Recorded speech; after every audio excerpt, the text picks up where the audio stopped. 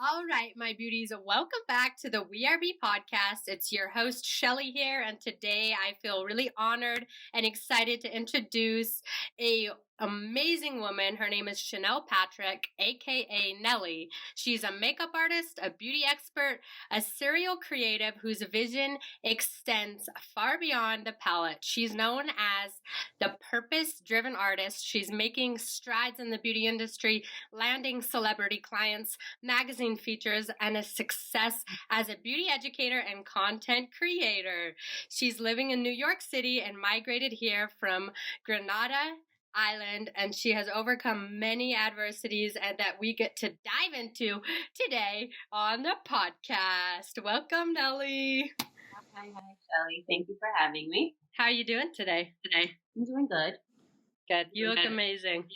Thank you. I really admire your story and all the things that you've overcome, which we'll get into the details. But can you give them more of an in-depth of your story, migrating here when you were 16 and being a part of the beauty industry? My story is expansive, and I still feel like I'm living it and overcoming a lot of it. But so I did migrate here at the age of 16 as a student and fresh out of high school. Actually, I didn't even stay for my high school graduation and ball. I came here right after I completed high school. So I was finished high school, came here at 15, right before my 16th birthday, actually. And I had no dreams of being a makeup artist. That's not considered a career in a West Indian household. So I had no dreams of being a makeup artist until reality hit me. And I was out on the streets on my own, and I had to make a living for myself. I was also undocumented, so I had to drop out of school, drop out of college, and find a job because I had to live in New York City. I didn't know New York City actually because I was very, very sheltered. So I started doing hair. So that's how I kind of got my introduction into the beauty industry. So I did hair for a few years, and through doing hair and being, injected into the streets of New York, I had to get to know people, and I got to know a lot of people in the fashion industry. I met one of my closest friends, dearest friends, doing hair, and she's now a wardrobe stylist. And so I was introduced to the industry pretty quickly, and so I fell in love with beauty, and I just knew, and everyone told me that I belonged in the beauty industry some way, somehow. But still, that still was not my dream, was not ever my dream. I don't think it was until about 4 years ago is when I decided that, okay, this is a career. I can do this, and I can still operate in the fullness of who I am, even though I didn't complete college, even though I didn't, I kind of deferred from the dreams that I came here with. But that's the thing about destiny and purpose. You don't get to pick and choose. It kind of is what it is. And so I fell in love with the beauty industry, and I fell in love with the connection that I get to have with women on such an intimate level. And so I kind of feel like it's almost a pact that I made with God, especially after my car accident, that I have to operate in purpose, and it's so much bigger than, the end result of makeup. I love that. Is, the pretty stuff that we see on Instagram. I know. It's so funny because when you talk about being in your car accident, which I want you to kind of go into that story, was that the moment that you realized your purpose, or did you already kind of understand that was part of your purpose in the beauty industry? I didn't understand anything before my car accident. That's the truth. I thought I did. But when you come so close to losing life, you kind of come out of that experience with a brand new perspective, a brand new pair of eyes. And so I believe I discovered my purpose about 3 years ago. Wow. So what happened in the car accident? It was a near fatal car accident.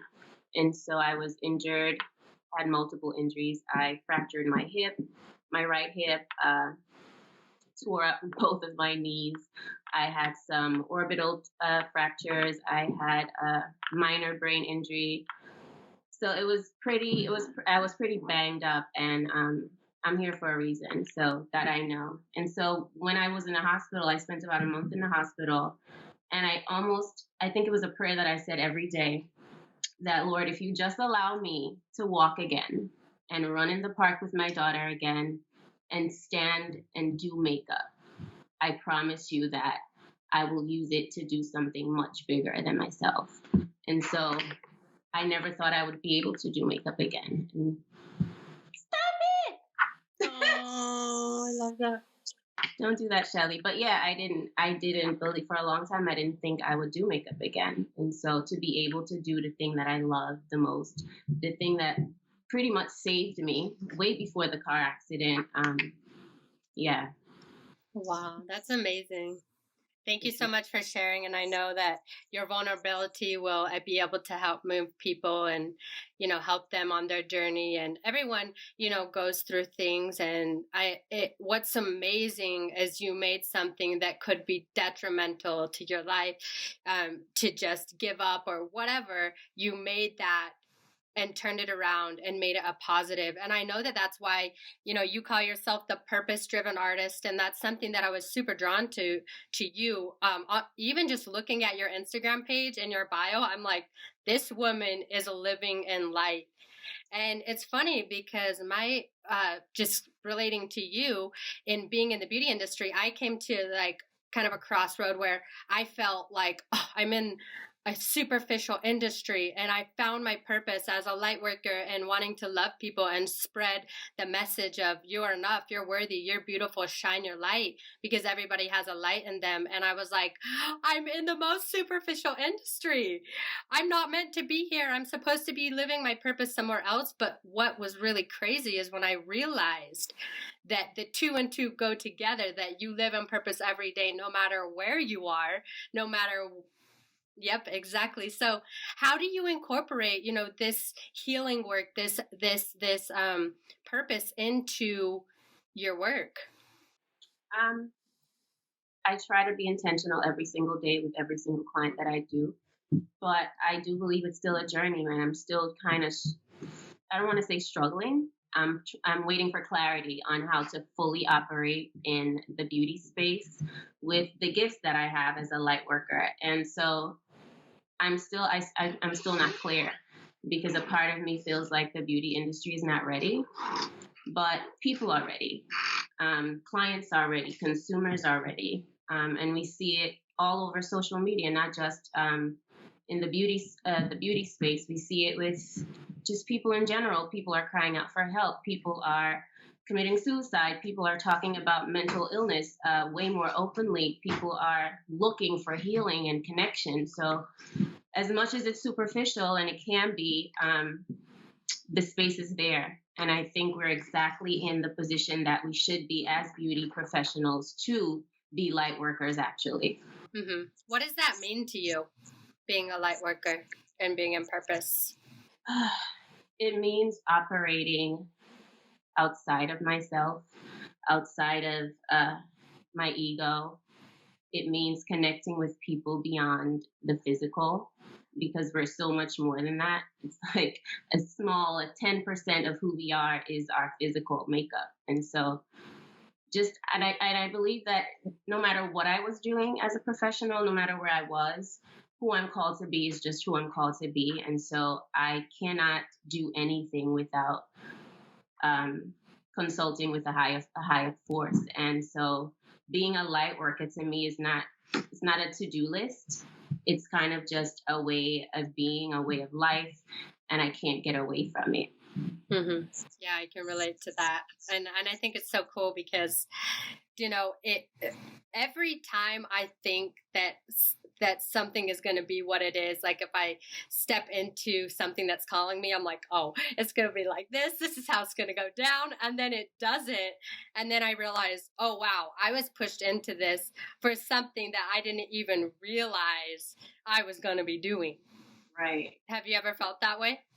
Yeah, whether it be a lesson or a connection that you made or a light bulb that went off. we never step into situations and spaces and encounters by accident. Mm-hmm. I agree.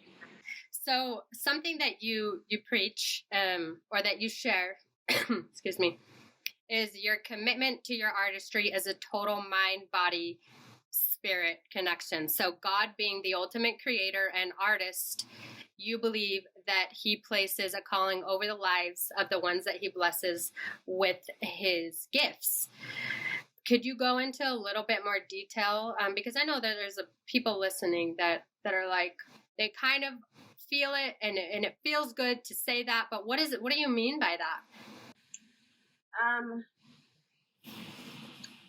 Like I said before, I believe as beauty professionals, as artists, we're in a really special position in our profession, in this universe, period, where we have the power to shapeshift, and we have the power to mind shift, and we have the power to affect culture and people in a way that a school, I don't want to diminish anyone's jobs, but in a way that another professional may not be able to connect with people. Someone who's sitting at their desk all day, someone who's, in an emergency room doing what they do, sharing their gift. But I believe as artists, we have the power to shape the universe in a really special way. If we look at music, if we look at art, if we look at makeup artists, what we do and the way we transform lives, I do believe that's the position that we were placed in. And if we want to get real technical, if we look in the Bible, the first people that God anointed with his gifts were artists, a carpenter, Noah, who built the ark. So he is the ultimate creator, and I believe that we're anointed with a gift to connect and heal in a way that, a lot of people aren't. I love that. And I think it's so true because as not just makeup artists, but whether you're an esthetician, a hairstylist, anything that has to do with working physically on another human, right, realizing that how you show up actually will affect your client as well. So it is something that I've realized is being in that space and understanding that we are more than just doing makeup, doing hair, applying products, applying makeup on people. It's like there's an energy exchange that happens between you and your client. And understanding that how you show up will affect them regardless, of the outcome of how their makeup turns out. Like there's so much more going on. And I love that you touch on that and that you talk about that, because it is important to realize that this is a vehicle to really help transform people. So what do you do? I'm a firm believer in standing in your power, knowing who you are, having boundaries, but being a heart-centered person and wanting to please other people in a way that makes them feel amazing. How do you draw boundaries to stay in your power when you're working with clients or just in general with relationships in your life? Open communication, really, really open and honest communication, and you're going to piss a lot of people off. But the people who get it, the people who stick, are your people. And so I just believe in truth and being very open with my communication. And when I feel like lines are crossed, I come back to center. I don't always get it right. But I always remember to come back to center. And I have no problem with people retelling themselves. Mm-hmm. So do you was that hard for you to get to that point and speaking your truth? Because, it is a fine line of, being genuine and authentic and then being like brash. Right. It really is. And it is a struggle. It can be a struggle, especially as an entrepreneur when you're dealing with consumers, you're dealing with clients every day, you're dealing with the communication aspects, and artists struggle with that. I don't know an artist who doesn't struggle with communication and standing in their values. So it's a process, and every level you get to, you're going to have to defend your worth to someone. So I always tell artists, the sooner you do it, the better, because the higher you climb, someone is going to challenge your worth. That's so true. And something you mentioned about standing in your values is so important, because something I've realized over the years, is finding out what my values are and then making every decision based off of your values. When you don't know your values, it doesn't matter if you're a single makeup artist, you're still an entrepreneur, you're still working for yourself. And so you have to clarify what your values are, even if you're not a big company, you know. So what are your values that you operate from? I put in a lot of hard work. If we're going to look at the physical scope of it, I've put in a lot of hard work to be an artist. I don't take it lightly. I've invested a lot of money. I've invested a lot of time and heart into my craft. And so when it comes to a conversation that artists have to have a lot is the rate, standing in your worth and not compromising. And so it goes back to what you said, knowing yourself. And if you've taken the time to know yourself, to invest in yourself, to hone in on your craft, then it's the standing in your worth comes a little bit easier because you've put in the work. And then there's the aspect of mind, body, spirit. Anything that takes me out of my peace, and I even say that to my daughter, you do not have the right to take me out of this space. And so anything that takes me out of that space, then I have no problem letting it go. And that was also a struggle because as an artist, we're coined struggling artists all the time for a reason. It is a struggle because you're depending on the next job, the next opportunity, the next client to eat. And so it's very hard to sometimes stand in your worth when you got to pay bills. And so when you incorporate mind, body, spirit, you're operating from a place of faith. And so the next client is not what allows you to eat. What allows you to eat is the work you put in and the faith that you put in God. So I think we always have to get back to center. We always have to get back to self. And that's why we can't leave out mind, body, spirit when we're talking about beauty. Totally. And I think entrepreneurship in general, because it does come down to you and your connection with yourself and having self-confidence and knowing that you're worthy of what it is that you're calling in, but also getting out of that scarcity mindset that you need that. Because there's so many women and men, just anybody in general that is wanted, like entrepreneurship is so amazing, right? Because we see a vision and we bring it into fruition. Like something from our thought becomes a reality. So you have to really have that. Actually, sorry to cut you off. That's why I believe the artist is closest to God. Because we have a thought, literally what manifestation is, right? If we think of manifestation, and everything is manifestation because everything we see in front of us is a manifestation of someone's thought. And as artists, we get to have a thought, architectures, sculptures, makeup artists, hairstylists, we get to have a thought and bring it to life for other people, filmmakers. And that's exactly why I believe like artists have the closest connection to God. I love that. And I think too, what's cool is a lot of people can have their art and be artists in their own ways that doesn't involve even a physical creation, like be painting or anything like that. And I love that. So what do you do to stay in center? Like, what are some practices? What are some things that you can share with others that are listening to get back to center? When you say, you get back to center, how do you get there? A lot of people would say prayer, meditation, church, family, all that good stuff. But I think one of the easiest and best ways to get back to center is to spend time alone. And a lot of us don't like doing that. But I believe when you've made it a consistent habit and a discipline to spend time alone, you learn a lot about yourself. You learn a lot about how to operate in this world. You'll hear from God. That's when he shows up. And we find ourselves in a situation where we just don't want to be alone. And that's when God is calling you closest to him. And it's time to be alone. And so I spent a lot of time alone and I love it. Sometimes I think it can get a little unhealthy or maybe people worry about me, but I need a lot of alone time because I need to think. I need to exhaust. I need to meditate. My prayer life is super, super important to me. And so that's how I center. I spend a lot of time with God, listening to God. Did you find that after your car accident, or have you always kind of known about that and been connected to that? I've always been connected to it because I was raised in very strict faith-based homes.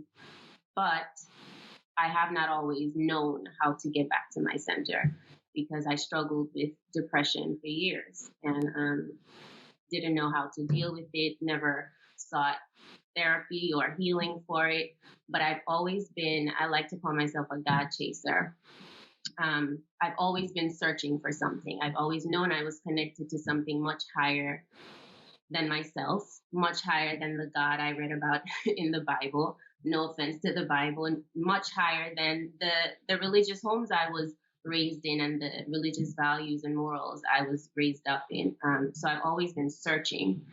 And my car accident drew me closer to what I've always known, what I've always been connected to, I should say. So it's now easier to get back to my center because I know it. I love that. There's a difference between like believing something and then actually embodying and like completely knowing it in your heart, because you operate differently. It's like when you're in this space of wanting to believe that you're worthy of something, but you don't fully believe you're worthy of something, it shows up in the feedback that you get in your business and your relationships and your life, you know? Until you learn, it's like a lesson. Until you get it, the universe is going to keep teaching you. Yeah, and I think that that's something to pay attention to, because there's a lot of artists in this industry that they have the passion, they have the drive, they love what they do, but they're not getting clients. Their business is not growing. And that's where you have to take a step back and say, do I get back with yourself, be alone, like you said, like start asking yourself these questions on a deeper level, because your personal growth and your business growth are synonymous. And if you don't think so, you think that you look at someone else that has a, uber fast success, it usually doesn't last if they haven't done the inner work. Have you seen that before in this industry? Absolutely. And I always go back to self. One of the things because I'm an overachiever and I believe strongly in my work. And sometimes I feel like, things are not moving fast enough, but I always go back to self, because if it's not moving fast enough, it means I'm either not doing the work or I'm not ready. And if I'm not ready, God, and I feel ready, then tell me what it is that I'm missing or not doing, or what am I missing to be ready? And it usually is self. It always is self. It always is. And that's something that I stress a lot. It's nothing outside. It's not that people aren't noticing you. It's not that you're not worthy. It's that you're not ready. It's not the time. I love that so much. And I think I can relate to that, because I remember when I first started getting these visions of like speaking on stage in front of people. I don't even know who it's going to be, but big people, and just sharing, these thoughts and these ideas of like stepping into your power, knowing your worth and shining your light and being in that. I thought like, okay, I had this thought, it needs to be done tomorrow. And over time, I'm like, wow, if that would have came to me at that time years ago, I would not have been ready for it. Exactly. So I love that you said that so much. So how did you step into educating in beauty? People pushed me into it. Clients pushed me into it. Followers pushed me into it, because I shy away, like I said, from anything that involves public speaking or speaking to a large group of people. But if the calling is there, it's there, right? You can't really run from it. And so another artist actually pushed me into, I had two classes. They were very successful. I enjoyed it. But again, the build up into doing those things is so much for me. I just rather not do it. But I got into the webinar space because it was actually right before Sam Fine's first masterclass. And the class was a nice chunk of money, and I didn't have the money. And so before that, of course, clients were asking me for webinars, other artists were asking me for classes. And so I was avoiding doing it, of course, because I don't like public speaking. But Sam Fine's class came around, and I knew I had to be there. Come hell or high water, I had to be there. And so another artist pushed me into it. She said, I don't know what you're going to do and how you're going to do it, but you are coming to this class. and you better do a webinar. And so I announced a webinar. And that was what did it. The webinar was a sold out webinar. It was so successful, and I got the money to pay for a Sam Fine's class. And then I started doing more because it was super successful. Wow. So you're more in the webinar space, the online space of educating?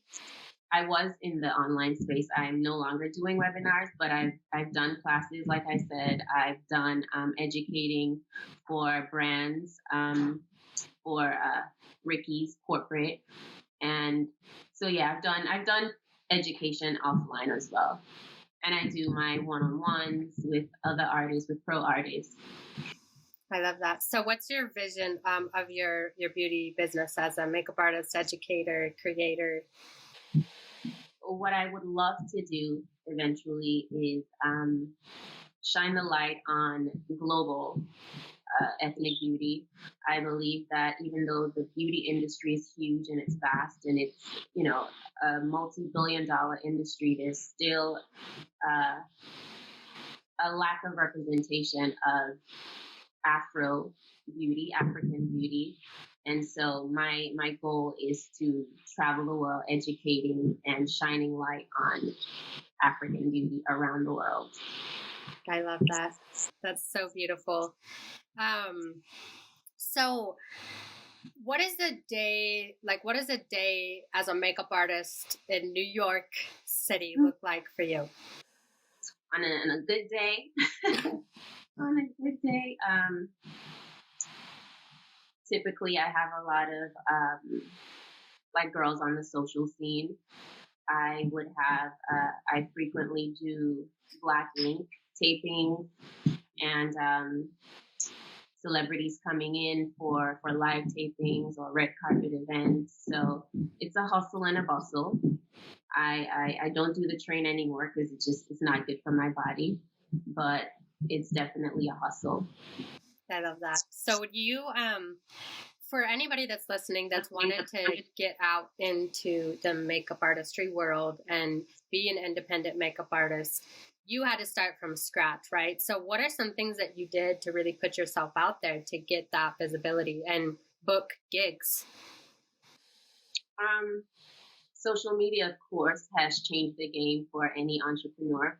So social media is definitely the place where I became visible and known as an artist. Getting out and networking was also a struggle for me years ago, but once I started doing that also changed the game. So getting out there, getting to know people, engaging with people on a deeper level, that always makes lasting impact. And know yourself. Always know yourself because you're going out there into the wild.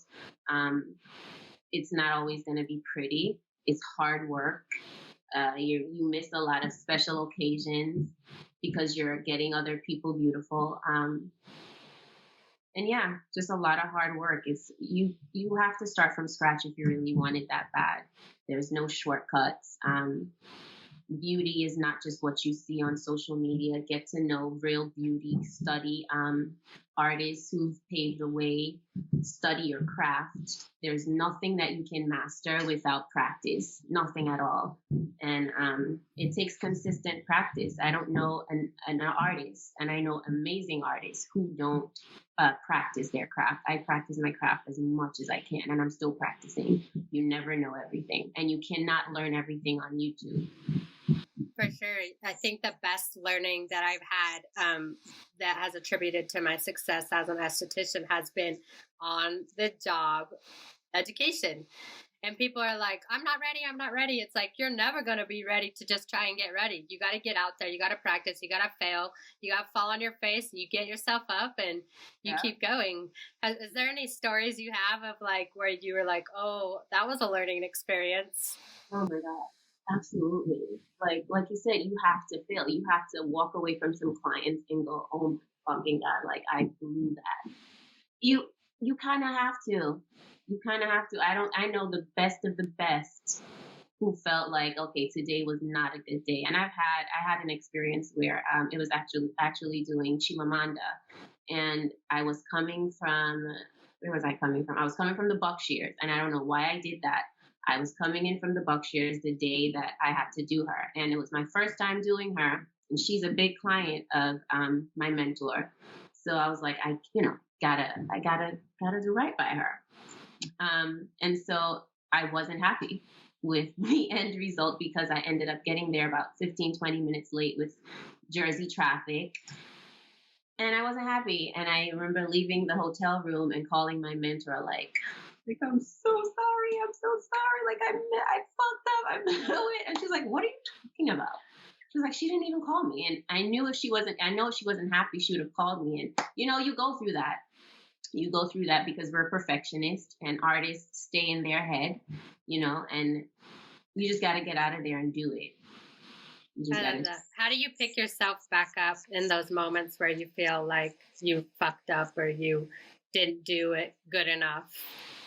The ego of the artist in me goes and goes on to my next client and bangs it out the park. But then when I get rid of the ego, I just know that it's part of the journey. Who doesn't have, bumps in the road? It's easy to dust these things off now. Mm-hmm. Yeah, I know that there's people that literally have, it's their first couple things that they've messed up on or in their interpretation of that. And they're like, I'm quitting.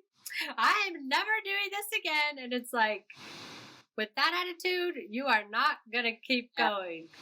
Yeah, and some people just stay in their headspace too much. You really got to, practice getting out of there. And artists, it's a detriment to the artist because that's just not how an artist operates, You got to have flow in everything that you do, even the things that don't turn out the way you want to. You have to trust that it's part of the process. And artists have a huge problem trusting the process. We kind of want to get to the result, like what is this going to look like when it's finished? But the best of the best artists would sit. That's why painters sit and paint for hours and hours and hours at a time. You have to trust this flow that happens innately as an artist. How do you trust and surrender?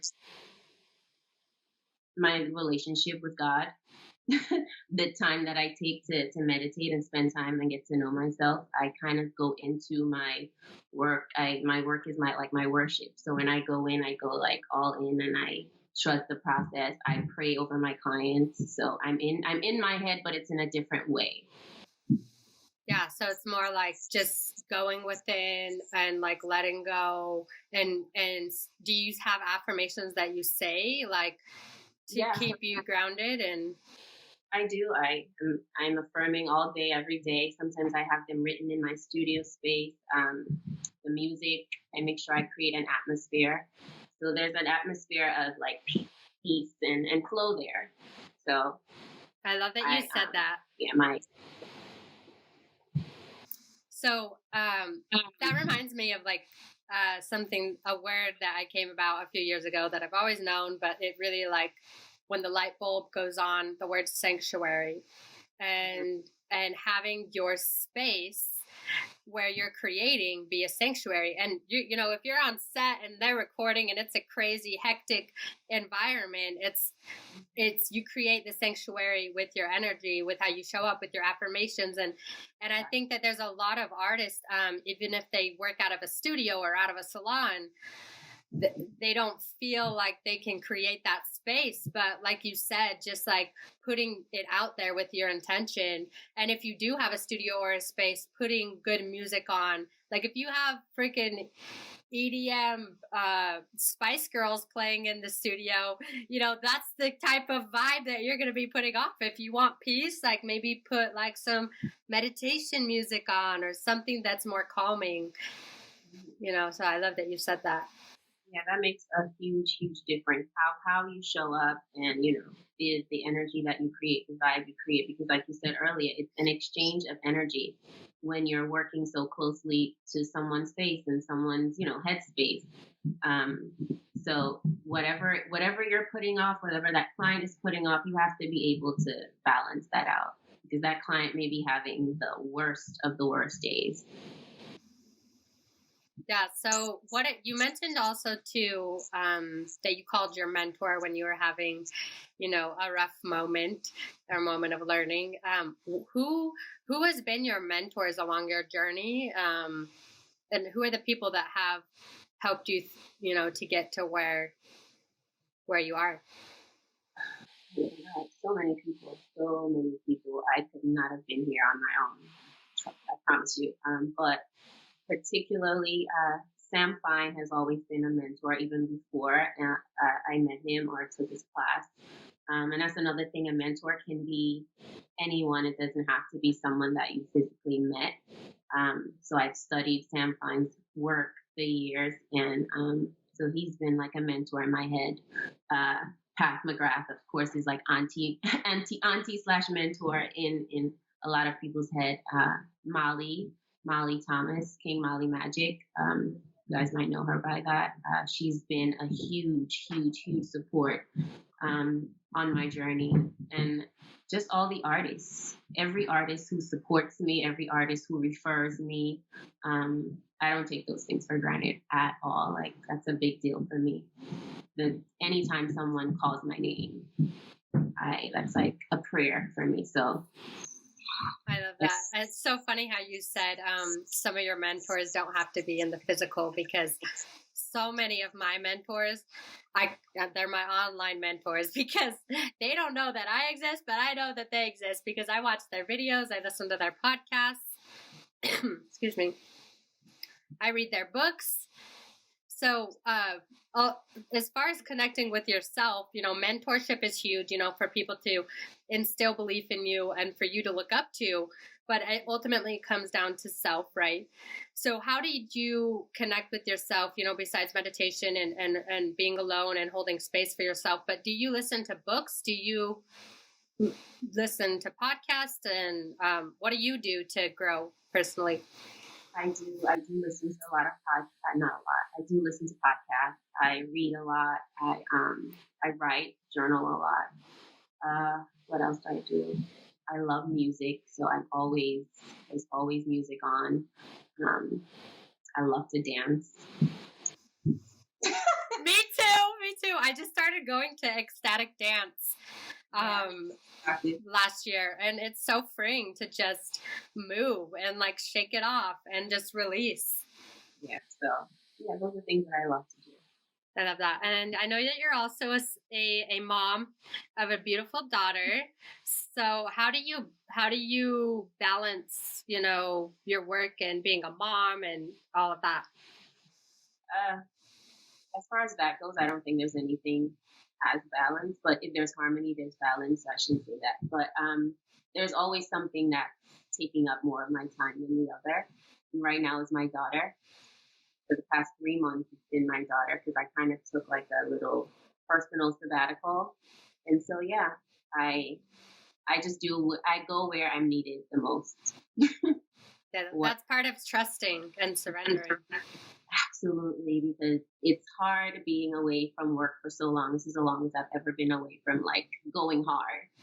And so it was scary. It was really scary because I'm an entrepreneur and, a single mom. So making that decision to get off social media, and because we depend on social media for business, making the decision to get off social media and pour everything into her at this time was scary. What are some things that you like to do together? Does she like to do makeup too? She loves makeup. She actually just asked me for like classes. So I'm like, okay, well, maybe I should. Why not? Right? So she loves like anything girly. We love looking at shows together. We love anything that has to do with interior design. So we love looking at home shows for hours and hours.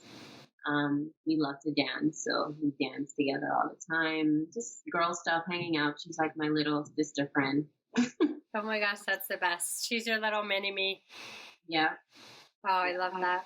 So what would you say your message is to the world? To the world.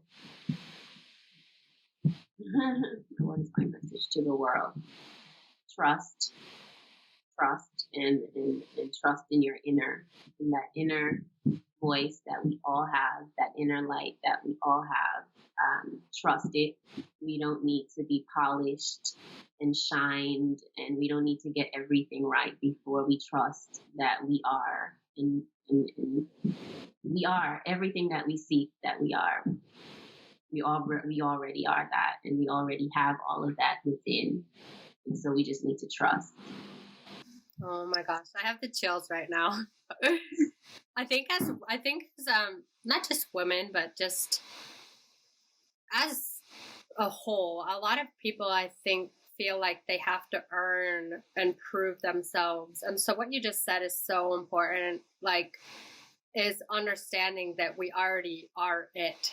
Like God made us perfect. We already are perfectly perfect in all our imperfections, and being in that space of realizing that, stop needing to prove yourself. Stop letting your ego drive your life, because you already are that. And imagine what you could create if you fully embodied that. Oh my God. It's like almost like unfathomable. I almost like to think of it as the heaven we talk about that we all want to get to, because it's such a place of peace and harmony, and it's not perfect. It's just harmony within, no matter what the circumstances look like outside, And it's such a peace that I believe that we all should get to. I believe that's the peace that we talk about that passeth all understanding. I believe that's the heaven that we talk about right here on earth. Is just that knowing and that trusting that everything is going to be well, and it is well, no matter what is going on around you. Yeah. So what do you say when things come up as far as being in a superficial, quote unquote, industry, with comparing, do you ever catch yourself comparing, and how do you get out of that mindset? Again, that knowing always draws me back, because I think it's very healthy to want more. I think it's a normal emotion or a normal human habit to compare ourselves. But if you find yourself doing it to the point of it being unhealthy, I say get off your phone and get to God, because that can be very, very toxic, especially if you're someone who strives and strives for a lot. Social media can be very detrimental to that. And so that's one of the reasons why I kind of took a break from social media, and I'm trying to find my way back in. And like I said, how to exist in that space without compromising any of who I am. And so you just have to know that what you see on social media is such a small fraction of people's lives. It's such a small fraction. And like I said, the people who you see doing well and flourishing, it doesn't mean that their life is void of chaos or troubles. People are going through it, and we get to see a very small, curated version of people's lives. And there's chaos all around me, but I'm standing. And that's what you get to see. You get to see me standing. You get to see me, or your favorite Instagram influencer striving in spite of. And that's all we got to do, because we're all are going to face trouble at some point in our journey. I love that. And I think something that really drew me to you and wanting to bring you on this podcast was one of your posts of just being vulnerable. With you saying I'm learning how to still exist, in this social media space, but not let it take away from me and my life. I notice for me, when I get in that compare-itis mode where I'm comparing myself to others, then I'm like not happy. I'm not in my power, and I'm not being my best self. But it is really about standing back, recognizing, your gifts, and realigning with that. But then there's the other side too, bringing vulnerability into the platform, because you have a lot of following and a lot of visibility, and you just in one of your posts were saying, listen, like I went off social media, this is what I'm going through, and now I'm back, but I'm going to bring some difference to what I talk about. And I think so many people that are influencers or that are successful people get married to this identity, and it actually limits them, because they're like, I can't oh my gosh, if I told my followers, what I'm really going through, and you don't have to you can go as deep or as surface as you want, but being real and bringing vulnerability into your brand is so important. Like, that's part of the journey, and it can be scary, but you're doing it, girl. Thank you. I think that's the power we hold in our hands, and we got to be so careful how we use it. We use the word influence all the time, and I ask the question, like, what are we really influencing people to do if it's so superficial, if it's so smoke and mirror? What are we really influencing people to do at the end of the day? Like, how deep are we getting? It's just a lot of connections, and we're all disconnected, Yeah, it's like if you're running an ego, if you're running your business just to look good and you're doing what you're doing just to get praise, like, are you really an influencer? Or are you really impacting people? Are you really doing all that you can do? Because people can have an amazing platform and they're not bringing purpose into it. And therefore, it's like, it's all for them. What about all the people that are following them that they could make an impact with what they're doing? And so I love what you're doing as far as helping artists find purpose, and by being in purpose yourself. It starts with you, right? It always starts with you. So is there anything else that you would like to leave our listeners with today? No. Take the time, trust your journey, really. And that's about it. Trust the journey. None of us are walking this walk without pain, without grief, to some capacity, but there's just so much more to enjoy if you just know that this is part of the process. And going through the process, ask God to show you the lessons. And when you ask Him and you're really ready to receive that, He always shows you. He always shows it to you. Yeah, I love that. And it's never a destination. So trust, because you're just going to keep growing and glowing as time. Absolutely. And once you eliminate the control and the ego and wanting things to be perfect, it kind of, I think we feel pain a little different. Even pain feels a little different, right? When you're trusting the journey. For sure. Thank you so much. So where can these amazing listeners find you? On Insta. My page is a little quiet right now, but like I say, I'm finding my way back. It's really hard. I haven't figured out how to be all of who I am on social media yet. It's still weird, but I am on Instagram. You can find me at Hey Nelli, and Facebook the same, Hey Nelli, and my website www.heynelli.com. And I have another website which I started this chat live last year called the PDA Chat, which is the Purpose-Driven Artist Chat, and I have the PDAChatLive.com website where the first chat from last year is up, and I spoke to another artist. We talked about being a traveling artist, being a freelancer, rates, all that good stuff. So you can find that all on my social media, clicking the link in my bio. I love that. And it's at Hey, HEYNELLI. Perfect. Okay, thanks so much. I appreciate you. You're amazing. I loved everything that you brought to this podcast. And be sure to reach out to Nelli or I if you have any questions, you want to get connected with her. And we appreciate you guys tuning in for the day. Have an awesome day. Beauty Boss Babes, for tuning in to another episode of the Wearebe podcast. If you could do us a huge favor, and please check out our platform at wearebe.co, as well as rate and review this podcast, because that really helps us reach more people and get the message out.